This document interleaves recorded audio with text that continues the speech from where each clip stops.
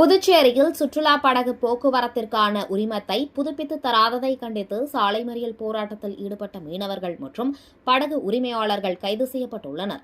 புதுச்சேரி மாநிலம் வீரம்பட்டினம் பகுதியில் அண்மையில் ஏற்பட்ட படகு விபத்தை தொடர்ந்து சுற்றுலா படகு போக்குவரத்து அரசு தடை விதித்துள்ளது. மேலும் படகுகளின் உரிமம் புதுப்பிக்கப்படாததை கண்டித்து பாதிக்கப்பட்ட மீனவர்கள் மற்றும் படகு உரிமையாளர்கள் புதுச்சேரி சுற்றுலாத்துறை அலுவலகத்தை முற்றுகையிட்டு போராட்டத்தில் ஈடுபட்டனர். 100க்கும் மேற்பட்டோர் கலந்து கொண்டு அரசுக்கு எதிராக கண்டன கோஷங்களை எழுப்பினர். போராட்டத்திற்கு அண்ணா திராவிட முன்னேற்றக் கழகம் மாநில செயலாளர் அன்பழகனும் ஆதரவு தெரிவித்தார். அதிகாரிகள் பேச்சுவார்த்தைக்கு வராததை தொடர்ந்து மீனவர்கள் உப்பளம் சாலையில் அமர்ந்து மறியல் போராட்டத்தில் ஈடுபட்டனர். பின்னர் சம்பவ இடத்திற்கு வந்த போலீசார் போராட்டக்காரர்களை கைது செய்ததால் அப்பகுதியில் பரபரப்பு ஏற்பட்டது.